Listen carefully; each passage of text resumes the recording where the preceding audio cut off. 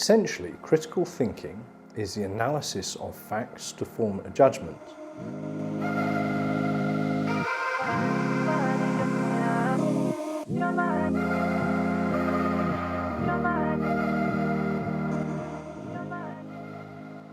Hello and welcome. I'm Adam Norman, the CEO here at MIM. MIM owns and delivers the global best practice in IT major incident management, training and certification to clients in over 90 countries around the world.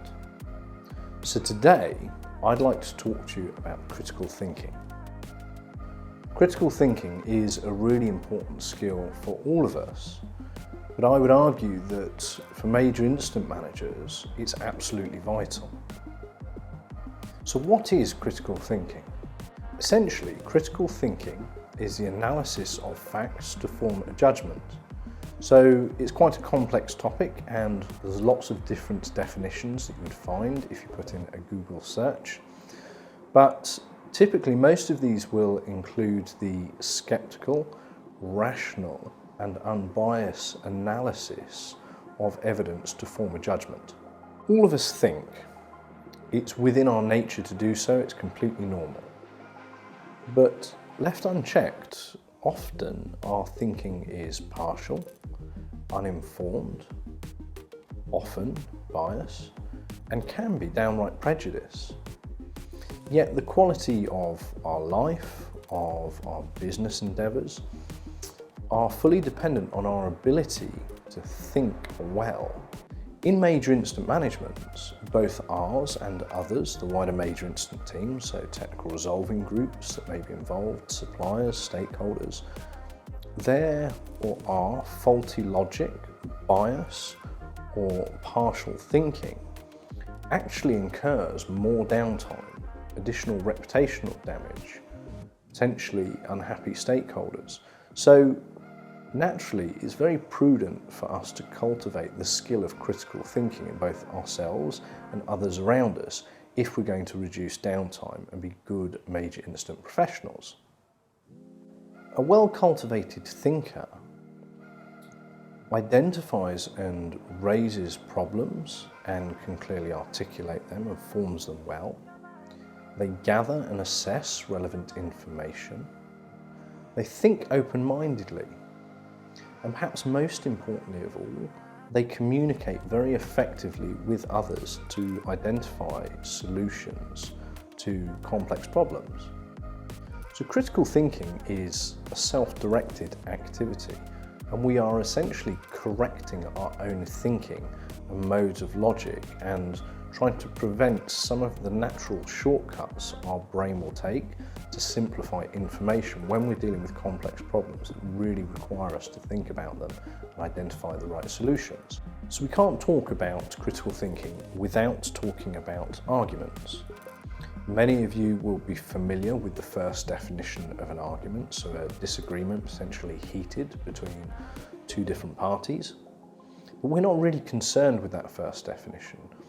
In the context of critical thinking, we're interested in the second definition, and that is a reason or reasons given in support of a theory or an idea or belief. So in critical thinking, that is what we mean by an argument. When someone wants us to believe what they are saying is true, they want to convince us, they will often give an argument for that belief. Arguments are really important because they are a way of showing that the logic or a belief or the idea or theory is reasonable. When we say arguments and we think about whether an argument is a good or a bad argument, one needs to be able to spot whether an argument is good or bad. Is there sound logic? Is there bias? So when we say a bad argument, we're not talking about in the context of good or evil, as in this is a bad argument, a bad person, or a bad theory. We're talking about the underpinning logic and reasoning for that. An argument is a series of claims, and these can be true or false. Typically, when we give an argument, the structure of it is a premise or multiple premises and a conclusion. The premise should support the conclusion, meaning they essentially give us the logic as to why the conclusion is true, or evidence. So, in a very simplistic form, a premise might be the Exchange server is down. It's the only one we have. And the conclusion may be all users will be unable to access email. So very simplistic, I know, but essentially the structure of that is premise, so some evidence, something that supports and gives us some logic as to why the conclusion that nobody will be able to access their email, the Exchange server is down. There's logic baked into that. Okay, and we'll talk about good v bad premise and faulty premise and things which aren't quite accurate, and how those can trip us and others up shortly.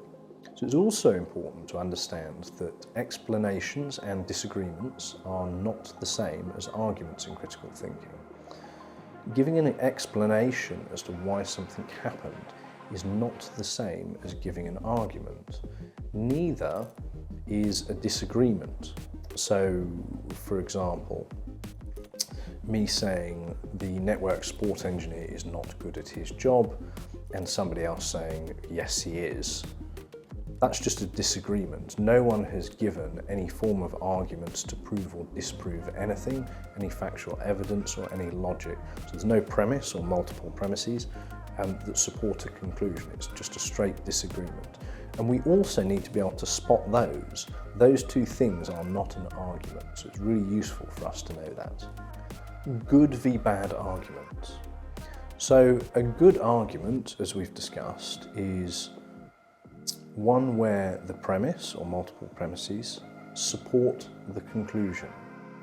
And how do we know if an argument is good? Well, essentially it gives us good reason to believe that the conclusion is true. And there's a couple of ways that an argument can be bad. Either a false or dubious premise, or the logic is faulty. So two ways: false or dubious premise, or the logic is faulty. For example, a dubious premise might be 4 servers are down, therefore the entire infrastructure is down. Now, for argument's sake, let's say we've got 100 servers within the infrastructure doing various things, and obviously other components and assets that sit within it. But that's a very small sample size. So that's a very dubious premise to make the assumption and the leap that because 4 of our servers are down, that's the entire infrastructure is down. So that's a dubious premise. The same can be true for faulty logic. Perhaps those servers weren't down, we haven't actually checked any of the monitoring, or perhaps there was an initial alert, we haven't checked it since, so they could have been down momentarily, then they're not down anymore, or it could have been an error with our reporting software. So that on its own, if we haven't checked those things, could also be faulty logic. They may not even be down. Therefore, there is nothing wrong. We've had no reports from users, they're unable to do anything. There's been no other evidence to suggest that there has been an issue apart from momentary alerts. So a really bad argument might fail in both of those ways. It might have both a dubious premise and also faulty logic. As all of you will be familiar with, sometimes alerting software fires off momentary alerts and there's actually nothing wrong. Okay, it does happen, or there may be a very minor issue. If we come back to that statement again, 4 servers are down, therefore all the servers are down. The logic can also be faulty in that. The servers aren't down. They may have been momentarily, or they may have never been down and it's an issue with our notification software. So one is a dubious premise, but it is also faulty logic. It is not accurate. So it's important to see those 2 ways in which an argument can fail. Dubious premise, faulty logic, or potentially both. Evidence is something that should give us reason to believe that something is more probable or likely to be true. And evidence can be strong or weak. So for example, if as the major incident manager, we receive an incident ticket, and on that incident ticket it says the Exchange server is down. Now, there's not really any evidence in here apart from somebody telling us that it is down. So let's say a service desk agent has created that. Or perhaps let's say a user has called the service desk and said the Exchange server's down because I can't access my email. Okay, there's not a lot of evidence within this to support that claim. However, strong evidence might be that we are actually working with the messaging team and they're actually accessing the infrastructure and they can see that the Exchange server is down. So we're saying the same thing, but one has a lot more evidence and support around it and gives us a lot more reason to believe that a thing is true rather than the other. And if we think again, so let's say I get a cold. I take vitamin C tablets and the next day I feel slightly better. That's not really strong evidence. It's people get better from colds all the time. It's quite probable that if it wasn't a particularly serious cold, I'm going to get better fairly soon anyway, so it could have just been coincidence that I felt a bit better on that day. The vitamin C tablet that I took, I may not even know what strength it was. So that's weak evidence, but the same thing could be true in that the same vitamin C tablet could be given to several 100,000 people in a well-controlled scientific study. People have been exposed to the same common cold and a control group who has not. And the data that comes back on that is that 70% of the people who were given the vitamin C tablet made a recovery within 24 hours, and then the remaining 30% within 48. Whereas the people who were not given the vitamin C, so in the control group, or were given a placebo, did not, and they took 3 times as long, or 80% of them took 3 times as long. So there's some very hard data and factual evidence that gives us a strong reason to believe that vitamin C in that scenario helps with the common cold. Now, I'm giving an example here. I have no idea whether that's true or not. But I think it makes the point really clear. One is me essentially trying to convince us of vitamin C's potency and usefulness, where actually there's not much supporting evidence. There's too many uncontrolled variables in there for us to make a reasonable assumption that what I'm saying is true. The other has a large sample size, has a lot of controls around it, and reduces those variables and does statistical analysis on the factual evidence that's been presented and the results that have been collated. So that's how we need to think, a little bit like scientists when we're thinking and we're using critical thinking, particularly on these bridge calls when we're having conversation with the technical resolving group members.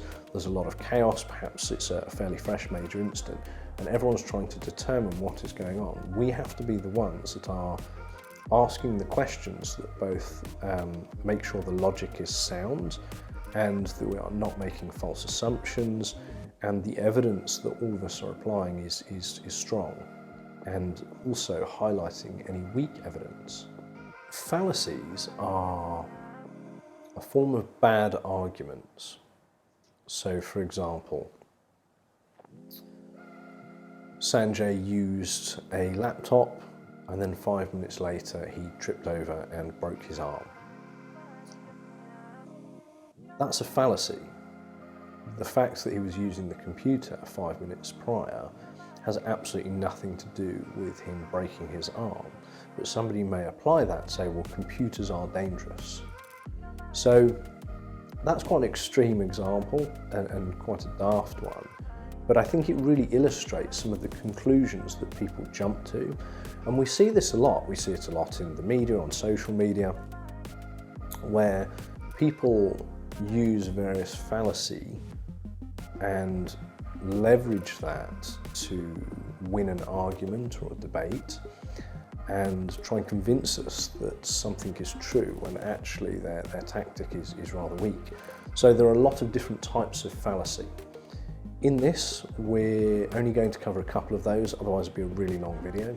So we're going to talk about the straw man fallacy, and we're going to talk about affirming the consequent. So first of all, the straw man fallacy. This is interesting. You're essentially creating a straw man and then fighting that straw man. And what I mean by that is you will take somebody's argument and either take the weakest parts of that argument or take part of it out of context, and you will then attack that as opposed to the argument in its entirety or what that person actually meant. What you're doing is creating a straw man, a much easier opponent for you to deal with. And it's a very common thing for people to do. So a good example of this, let's say Sunita goes to one of her colleagues and says, I think we need to increase the budget for major incident management. Standards appear to be slipping and stakeholders aren't very happy. Now, let's say Derek, her colleague, then goes off and has a conversation with a different colleague, and instead of saying what Sunita actually said and dealing with that, particularly if he is opposed to it, what he says is, Sunita wants to spend all the money we have on major incident management. We can't do this. We'll blow the budget or we will run out of money. Now, that's not what she said at all. She just said she felt there needed to be an increase in budget. But what he's done is create a straw man. He's pulled part of what she said, taken it out of context, amplified some of it in order to discredit. And people do this really, really frequently with us. You're essentially making it much easier for you to defeat someone. And it doesn't really help when we're looking at critical thinking and we're dealing with major incident management and we're sat on a bridge call. You need any reasonable argument that a person has put forward to be considered properly if it is going to contribute to the progress of the major incident or indeed the resolution. And so either you yourself or someone else taking something out of context. So this perhaps most often happens when the person who made the original statement or argument is out of the room, because it's far easier to do that. It's harder to mischaracterize what someone said or their position on something if they're sat in front of you. So you see this happen a lot more when the original speaker or person giving an argument is not there to defend themselves. So it's a bit of an underhand tactic, but you will see this a lot. You'll see people misquoted. And indeed, as I said, you see this in the media a lot. So it's an interesting one to watch out for when somebody mischaracterizes or dumbs down an argument or amplifies something out of proportion. It's a very interesting one. Affirming the consequent. The server is off, therefore the power is off. Now, this is a more complex one, but far more common. So this could be true because if the power to the server were off, it may be off. That is a reasonable thing to assume. However, we are assuming that the power is off because the server is off, and actually that's not quite so reasonable. There could be many other legitimate reasons as to why the server is off. It does not necessarily mean that the power is off, so we are affirming the consequent incorrectly here.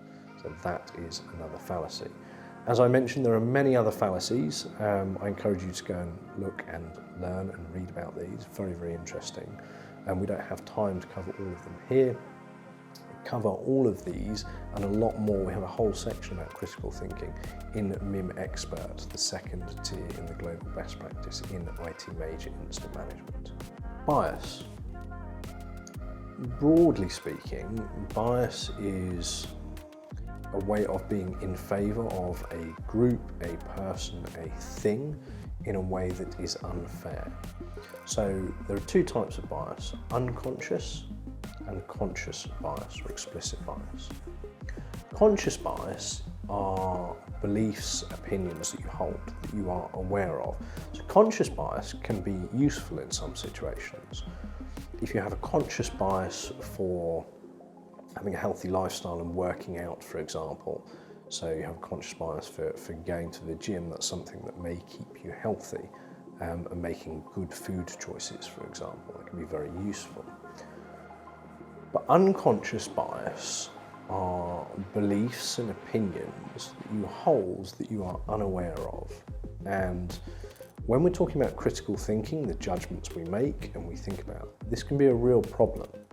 And it can occur for all kinds of reasons. It can occur through your experiences, history, things that you've been exposed to.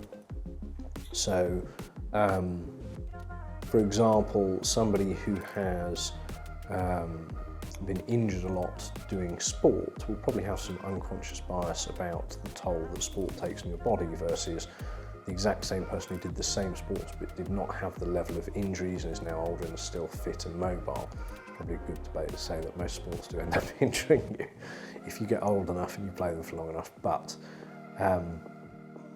so you see there is some unconscious bias that could be there. Now, when we think about that in the context of major incident management, think about all the technical resolving group members that you engage with, and there are lots of things that could come to mind. If I try and keep this simple, one of the more interesting things I think that people may have heard is, nope, it's not us, not our area of support, very, very quickly. So someone there perhaps has some unconscious bias that they've been called to major incidents many times before. It's never been them before. They may or may not have performed a number of checks. But in their mind, it's never networks, it's nothing to do with us, for example. That could be an unconscious bias that's playing out. And obviously you would interrogate that. You'd say, well, okay, what have you looked at? What have you checked? What's your reason for saying that? But that might be some unconscious bias. In a similar fashion, it could happen the other way. So it could always be a problem with networks, which the first thing we're then doing is looking at networks and saying, oh, well, it's got to be networks, it's always networks. Okay, so there is a historical element, experiences that we have had that have led us to believe that. Now, it absolutely could be accurate, but all I'm saying is we need to be aware of these things. In our setting, we think about major incident management. We think about we need to find the quickest solution to resolve this. And you think about all of the other elements we've talked about, forming good arguments. In order for you to have good arguments, you have to be very careful about the bias that both you and everyone contributing may bring to a major incident. So again, there are many types of bias. We're only going to go into two of them in this short video. We're going to talk about hindsight bias and anchoring bias. Hindsight bias, I think, will be interesting to a lot of you as professionals, particularly in the post-major incident review stage. Hindsight bias is the belief that once an issue or a situation has unfolded and we are past that situation, that we now could have dealt with that situation better than we did at the time. And it's very easy once we've got all the facts, we understand moving pieces, and we have a detailed report and analysis of a major incident, to think, oh yeah, I would have dealt with this very differently. And perhaps we would at certain times, and perhaps that's true, and perhaps that's fair. But more often than not, hindsight bias, we look back at a thing and think, oh yeah, I definitely could have understood more components or dealt with this differently, or I see the logic differently. So hindsight bias is us looking back and thinking that we could have created a different outcome. And this is an interesting thing that many people do. Anchoring bias. Anchoring bias is heavily attached to the decision-making process, and essentially it's grabbing the first piece of information and then continuing to give too much weight to that initial piece of information and not considering new valid information. So a real-world example, let's say the salespeople do this intentionally sometimes. Let's say somebody is looking to buy a new car. The first car they go and look at is a £250,000 Ferrari, so a very expensive car. The second one they go and look at is a BMW that costs, I don't know, £60,000. Now, £60,000 is a lot of money, but sounds pretty reasonable after you've just looked at something that costs substantially more than that. And so you're giving too much weight to the first piece of information. And if you were never in the market for an expensive car or a Ferrari anyway, you have no idea that actually this £60,000 car is £40,000 down the road, or 45, but you haven't taken in any other new information. You've anchored to that first price. So a second bit of information, suddenly, oh, that seems great. So salespeople do this intentionally. Sometimes they will give you a very high price, something, and then start stripping back. So in our world, not in the big world, in major incident management, think about the first bits of information we get when a major incident is raised. Now, they're very useful. They obviously help us begin initial investigations, but it's very easy when a major incident's raised to take the first piece of information and make all kinds of assumptions about that and potentially not do health checks on other parts of the infrastructure. And if we stick down that route, I'm sure many of you have come across this, as new pieces of information emerge that actually would give us cause to shift beliefs, we fail to do so because we are still anchoring, we are holding on to the first bit of information we got about the major incident, and we are sending technical teams down the route of diagnosis or fix because of that first piece of information, and we have not given enough weight to the new pieces of information or evidence that we have received. It will have happened to all of you at some stage. So, as you can see, as major incident managers, critical thinking is a vital skill that we really need to cultivate both in us and others. The consequences of not doing so are more downtime or elongated downtime, more financial impact, more reputational damage, and unhappy stakeholders. So it's really important we work on this. As we've discussed, critical thinking is the analysis of facts to form a judgment, and an argument, in the sense of critical thinking, is very, very important. It is essentially a premise or multiple that support the conclusion, and there are good and bad arguments. We've talked about bias and logic and some of the ways that arguments fail. What I'll say is critical thinking is a very big topic. We've covered a very small amount in this short video, but I hope it helps some of you on your journey, and I look forward to seeing you next time.